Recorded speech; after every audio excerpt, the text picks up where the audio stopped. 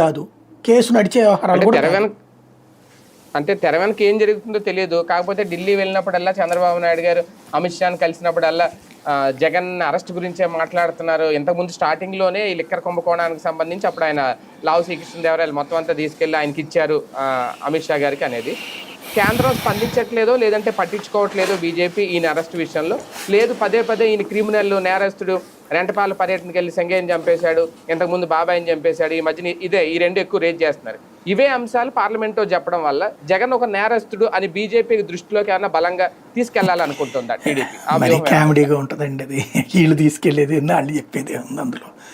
అక్కడ బేసిక్గా అదేమి అక్కడ ఎవరినో నమ్మించేది లేదు, ఎవరినో ఒప్పించేది లేదు. వాళ్ళకి తెలుసు ఏం రాజకీయం, వాళ్ళు పిచ్చోళ్ళ అయింది. జస్ట్ ఇక్కడ పబ్లిక్లోకి ఇక్కడ ఓ రకంగా చెప్పాలంటే మీరు పేపర్లో హెడ్లైన్లో ఉండండి రా బాబు, టీవీలో హెడ్లైన్లో ఉండండి. నేషనల్ టీవీ ఛానల్స్లో డిబేట్ వచ్చేటట్టు మనకు అక్కడ నేషనల్ టీవీ ఛానల్స్ వాళ్ళందరూ మనకి పరిచయమే, మనం ఫండింగ్ ఇస్తుంటాం. ఈ ఎంపీలే తీసుకొస్తుంటారు. ఇది ఎన్డీటీవీ వాళ్ళు ఏదో ఇది పెడుతున్నారంట సార్, ఓ 25 కోట్లు ఇవ్వండి, లేకపోతే రిపబ్లిక్ టీవీ వాళ్ళు కన్సార్టియం అదే ఒక మీటింగ్ పెడుతున్నారంటే ఓ 15 కోట్లు ఇవ్వండి. ఇట్లాగా స్పాన్సర్షిప్లు తీసుకుంటారు. మన రాష్ట్రం ఇదివరకు జగన్ ఉన్నప్పుడు ఇచ్చారు, ఇప్పుడు చంద్రబాబు ఉన్నప్పుడు ఇస్తున్నారు. కాబట్టి ఆ డబ్బులు ఇస్తున్నారు కదా, అట్లా తీసుకుంటున్నప్పుడు మీరు మాకు కొంచెం ఫేవర్ చేసి పెట్టాలబ్బా, దీని మీద డిబేట్ చేసి పెట్టాలా.